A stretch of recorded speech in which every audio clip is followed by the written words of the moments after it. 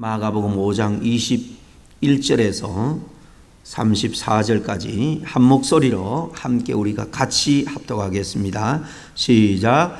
예수께서 배를 타시고 다시 맞은편으로 건너가시니 큰 무리가 그에게로 모이거늘 이에 바닷가에 계시더니 회당장 중에 하나인 야이로라 하는 이 와서 예수를 보고 발 아래 엎드려 간곡히 구하여 이르되 내 어린 딸이 죽게 되었사오니 오셔서 그 위에 손을 얹으사 그로 구원을 받아 살게 하소서 하거늘 이에 그와 함께 가실새 큰 무리가 따라가며 애워싸 밀더라. 12해를 혈루증으로 앓아온 한 여자가 있어 많은 의사에게 많은 괴로움을 받았고 가진 것도 다 허비하였으되 아무 효염이 없고 도리어 더 중하여졌던 차에 예수의 소문을 듣고 무리 가운데 끼어 뒤로 와서 그의 옷에 손을 대니 이는 내가 그의 옷에만 손을 대어도 구원을 받으리라 생각하밀러라. 이에 그의 혈루 근원이 곧 마름에 병이 나은 줄을 몸에 깨달으니라.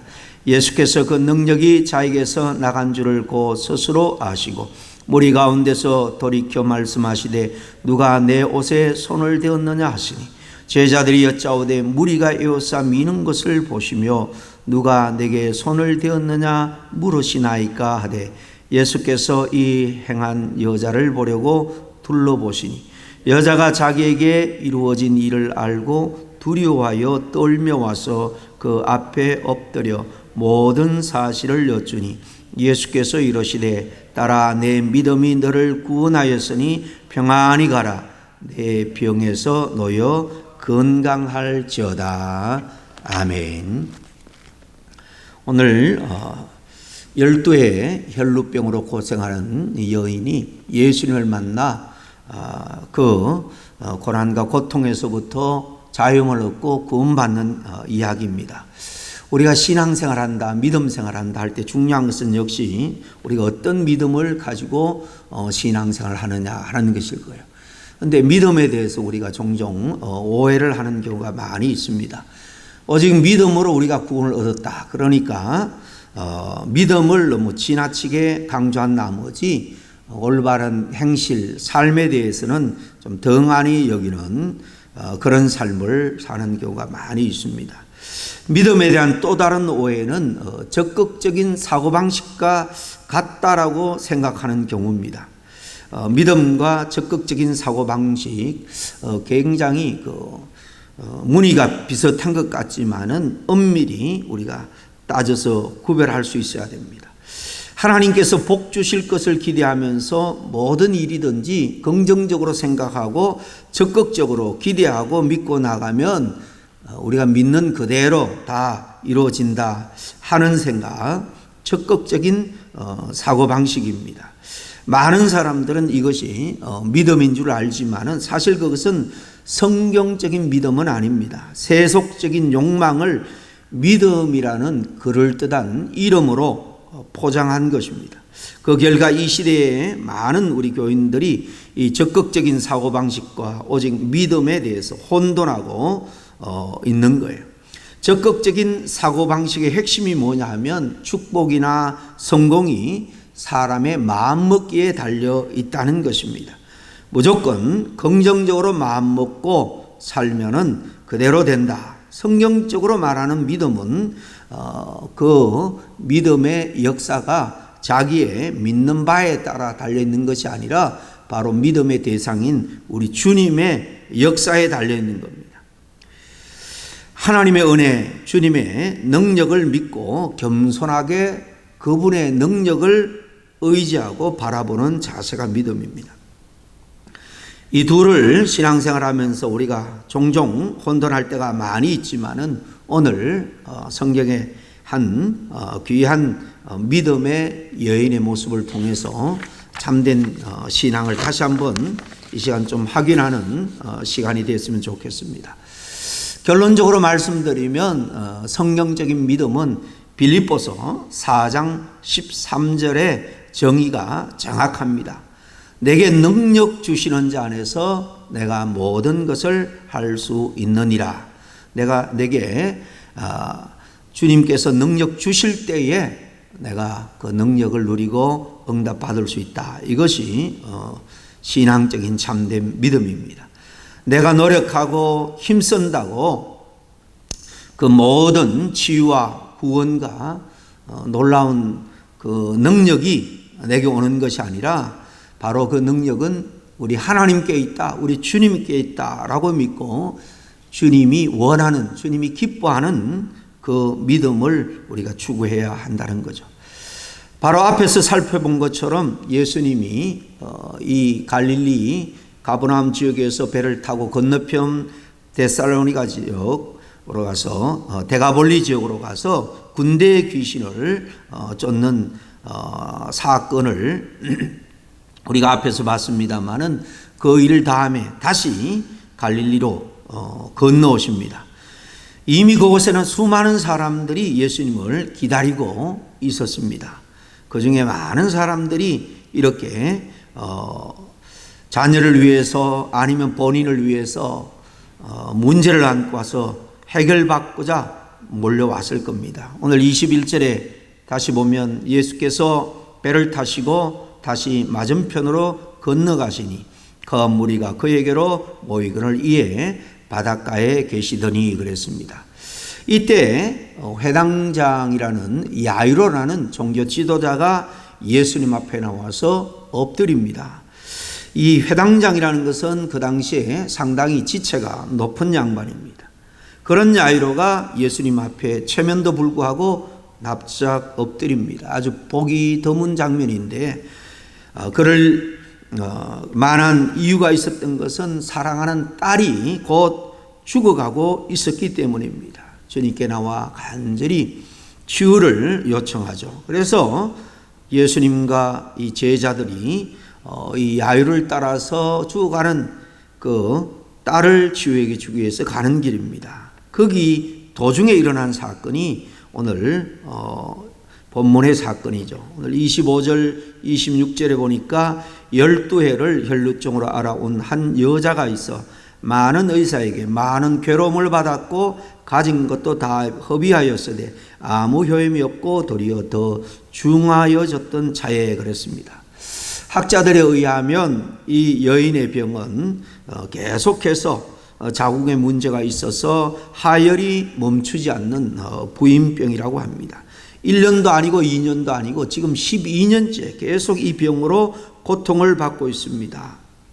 아무도 그 병을 고쳐주지 못합니다. 이 병을 고침받겠다고 이 의원 저 의원을 쫓아다니면서 가진 재산을 다 썼습니다. 병이 낫기는커녕 더 오늘 보니까 악화되었다라고 말합니다. 병은 병대로 낫지 않고 치료비로 가산도 다 탕진하고 이제 더 어찌할 방법이 없습니다. 절대 절망 속에 사로잡혀 하루하루를 살아가는 이 여인에게 굿뉴스가 들려오죠. 바로 예수님께서 이 동네에 오셨다는 이야기입니다. 사실 고통도 고통이지만은 이 여인에게 더 고통스러운 것은 바로 율법이 자기를 부정한 사람으로 정죄한다는 거예요. 레위기에 보면 피를 흘리는 여인은 부정하다. 그래서 그를 만져도 안 되고 그가 누웠던 자리, 앉았던 자리, 손이 닿았던 모든 물건까지 다 부정하다. 그랬으니까 12년 동안이나 이렇게 부정한 여자로 취급을 받으니까 가까이는 아무도 없었을 겁니다. 아마 결혼을 했더라도 쫓겨났을 것이고 당연히 회당이나 성전에 나가서 예배를 드리고 싶어도 그럴 수가 없는 처지입니다. 철저하게 격리되어 죄인 취급을 받았던 이 여인, 육체적인 고통, 정신적인 외로움까지 더해서 절망 속에 살아가는 이 여인에게 한 가지 빛이 비춰오는데 바로 예수님께서는 만나는 사람마다 병을 고쳐주고 귀신을 쫓고 심지어는 자연도 그에게 복종한다라는 놀라운 소식이었습니다. 병으로 인해 모든 것을 잃어버린 이 여인, 이제 아무런 소망도 없는 이 여인이 예수에 대한 소문을 듣고 한 번만이라도 예수님을 만날 수 있다면 그런 마음을 품고 예수님이 그 지역을 지나가기만 기다렸을 거예요. 예수님에 대한 소문이 사실이라면 자신의 병도 예수님만은 고쳐줄 수 있다라는 것을 믿었을 거예요. 그렇게 기대하며 때를 기다리고 있을 때 마침 예수님이 수많은 무리들과 함께 자기가 거주하는 지역의 근처로 지나가는 겁니다. 과감하게 그녀는 그 무리를 뒤집고 예수님께 나가서 뒤에서 옷자락을 잡습니다. 무리를 무릅쓰고 이 여인이 왜 그랬을까요? 오늘 28절에 내가 그의 옷에만 손을 댈지라도 구원을 받으리라. 이 고통으로부터 치유함을 받으리라 생각하밀러라 그랬습니다. 당시 사람들에게 불결하게 취급받은 이 여인이 주님 앞에는 당당하게 나아갈 수 없을지라도 내가 정말 주님의 옷자락이라도 터치가 된다면 주님의 능력을 입을 수 있겠다라는 그런 간절한 주님에 대한 믿음이 있었습니다. 여기 그렇게 생각하밀러라 라는 이 말은 원어적으로 보면 그냥 한번 생각했다라는 말이 아닙니다. 반복적으로 그런 행위를 했다라는 그런 시제입니다. 헬라어로는 이제 미완료 동사 시제인데 이 계속해서 한두 번이 아니고 마음속으로 내가 주님을 만나기만 하면 옷에라도 내가 터치가 된다면 손만 된다면 반드시 나는 나음을 받을 수 있다. 반복적으로 계속 생각했다는 것은 반복적으로 주님을 생각하며 기도했다는 겁니다. 중얼거리면서 길을 걸으면서도 밥을 먹으면서도 잠자리에 누워서도 끊임없이 이 여인은 예수님을 생각하고 주님의 능력을 갈망하면서 그 마음으로 늘 기도한 겁니다. 이것은 무슨 주문이 아니라 정말 간절한 믿음의 기도입니다. 그렇기 때문에 이 여인의 믿음은 이제 소문을 들으면서 납니다. 그러니까 믿음은 들으면서 난다라는 말이 맞는 이야기죠. 이 들으면서 난 믿음 계속해서 그것을 마음속으로 키우며 계속해서 기도하는 믿음이다라고 볼 수 있습니다. 동시에 이 여인의 믿음은 행동하는 믿음이다라고도 정의할 수 있습니다. 이 여인의 믿음은 예수의 소문을 듣고 생겼죠. 그리고 이 여인의 믿음은 생각에 머물지 않고 적극적으로 행동에 옮겼습니다. 그래서 이 여인은 자신의 신분과 병을 숨긴 채 자신의 나약한 몸을 이끌고 예수님 앞에 나아가 믿음대로 그 옷자락에 손을 댄 겁니다. 많은 병자들이 그 무리들 틈 속에 있었을 겁니다. 예수님을 스친 사람도 있고 옷자락에 손을 만진 사람도 있을 거예요.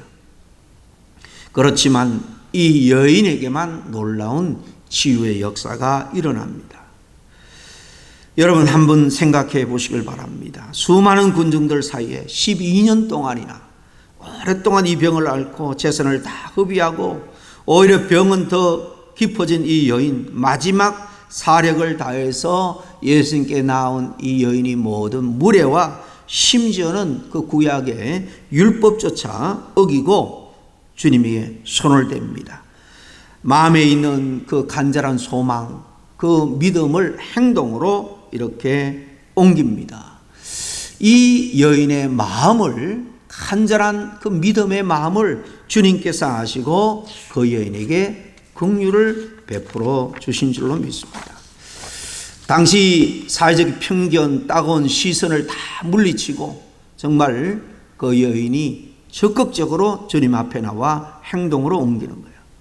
오늘날 우리 주님에 대한 많은 사람들의 믿음이 행동으로 옮기지 않고 그저 생각에만 머물러 있는 그런 분들이 얼마나 많은지 모릅니다.